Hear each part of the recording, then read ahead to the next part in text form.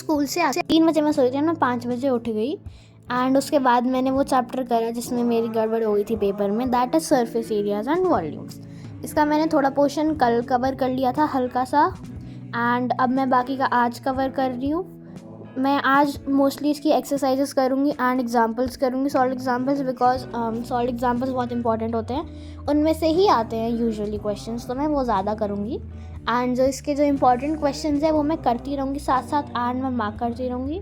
Plus surface areas and volumes में calculation बहुत ही ज़्यादा है, मतलब बिल्कुल बहुत ज़्यादा है, तो उसका मेरे को बहुत ध्यान देना पड़ेगा, क्योंकि कैलकुलेशन में मिस्टेक हल्की सी भी हो जाती है, पूरा ही आंसर गलत हो जाता है। अगर तुम हल्का सा मतलब एक 2 भी तुम्हारा रह जाएगा, पूरा आंसर ही तुम्हारा गड़बड़ हो जाएगा, तो उसका मेरे को बहुत ध्यान रखना पड़ेगा। प्लस प्रेजेंटेशन का, क्योंकि इसमें बहुत सारी चीज़ें हैं भाई एक पेपर में प्रेजेंट करने को, तो मेरे को बहुत सारी चीज़ों का ध्यान देना पड़ेगा। And I am currently practising maths a lot, I try to do it every day.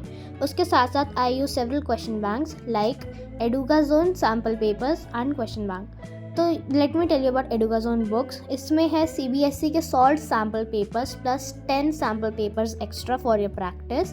This is one of the best book consisting of CBSE board का पेपर ऑफ 2023। सॉल्व पेपर है सैम्पल पेपर 2024 का भी, and इसमें आपको solutions भी मिल जाएंगे। Plus आपको इसमें ब्रेनस्टॉर्मिंग मैप्स या माइंड मैप्स मिल जाएंगे which are very important for quick revision and reviewing of concepts. उसके बाद अगर आपको थोड़ा और हल्का सा डिटेल में चैप्टर एक बार दोबारा देखना है before your exam, you can quickly revise it through quick revision notes. And इसमें आपको 10 सैम्पल पेपर्स मिल जाएंगे आपकी अच्छे से प्रैक्टिस के लिए भी। So it is a one stop solution, go buy it from the link in my description box. And ये एडुकाज़ोन के sample papers are available in all the other subjects. ये आपको ऑफलाइन बुक स्टोर्स पे and online भी आपको मिल जाएंगे हर साइट पे। So use the link given in my description box to purchase these books. एक चीज़ मैं तुम्हें बताना चाहूँगी अपने प्री बोर्ड्स के बाद, कि मैथ्स को तो भाई तुम रोज़ ही करो, एक दिन भी मत छोड़ो। एक दिन भी तुम्हारा मैथ्स छूट जाएगा ना तो बहुत दिक्कत हो जाएगी, जैसे मेरा बीच में छूट गया था बिकॉज बाकी के सब्जेक्ट्स की वजह से। बट अब ये ट्राई करो कि किसी भी चीज़ का एग्ज़ाम हो, आधा घंटा तो निकालो। अगर पेपर है तो आधा घंटा ही कर लो, थोड़ा बहुत ही ऊपर से देख लो, नहीं तो 2 घंटे तो निकालो ही मैथ्स के लिए रोज़, मिनिमम 2 घंटा तो निकालो ही, तभी तुम्हारी मैथ्स अच्छी होगी और तुम्हारा पेपर टाइम पे ख़त्म होगा। क्योंकि पेपर में क्या होता है ना कि जो MCQs में होते हैं ना उसमें तुम अटक जाते हो एंड उसी में ही तुम्हारी सबसे ज़्यादा गलती निकलेगी, क्योंकि लॉन्ग आंसर वगैरह तो डायरेक्ट बुक में से ही आते हैं, पर MCQs में बहुत ज़्यादा दिमाग लगाना पड़ता है। तो ट्राई करो कि अगर तुम्हारे पेपर चल रहे हैं उसके बीच में अगर तुम पे ज़्यादा टाइम नहीं है तो थोड़े थोड़े MCQs की ही प्रैक्टिस कर लो तुम, क्योंकि लॉन्ग आंसर में थोड़ा टाइम लग जाएगा एक दिन में करने में। तो ट्राई कि सिर्फ MCQs ही कर लो, वो भी काफ़ी रहेगा। तो ये है अब next day 19th of December and 20th को मेरा लास्ट प्री बोर्ड पेपर है, दैट इज़ इंग्लिश। फाइनली भाई प्री बोर्ड 1 ख़त्म, बट प्री बोर्ड 1 ख़त्म होने से पहले प्री बोर्ड 2 की डेट शीट आ चुकी है, तो उसके लिए अब प्रिपेयर करना स्टार्ट करना पड़ेगा। भाई एग्ज़ाम सीज़न कुछ ज़्यादा ही सीरियस हो गया, अब थोड़ा ज़्यादा सीरियस लेना पड़ेगा भाई, बोर्ड्स भी आ रहे हैं। चलो कोई बात नहीं, हो जाएगा।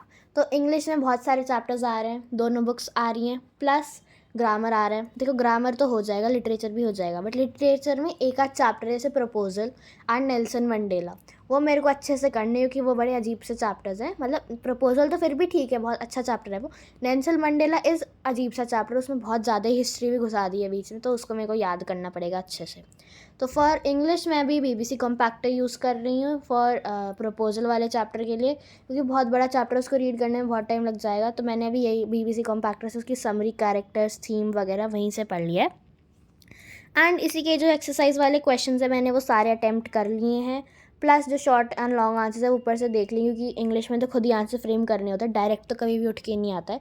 तो हाँ, मैंने देख लिया कि कैसे क्या लिखना है इस वाले चैप्टर के लिए, एंड मेरा एक चैप्टर हो गया था ऑलमोस्ट 45 मिनट्स में, एक चैप्टर हो गया था।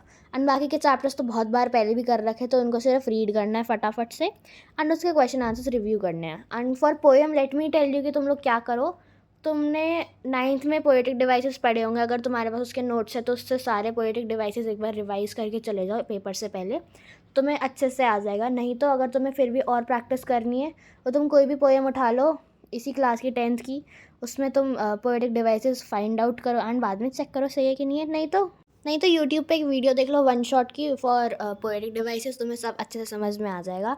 एंड ट्राई करो कि जितना तुम्हारा सिलेबस है उससे हल्का सा एक स्टेप आगे तुम ट्राई करो पोएटिक डिवाइसेस करने का, क्योंकि तुम्हारी ही हेल्प होगी उससे आगे क्लासेस में। So that is it for this vlog and this is how I study for English. I hope you like it. Don't forget to like and subscribe.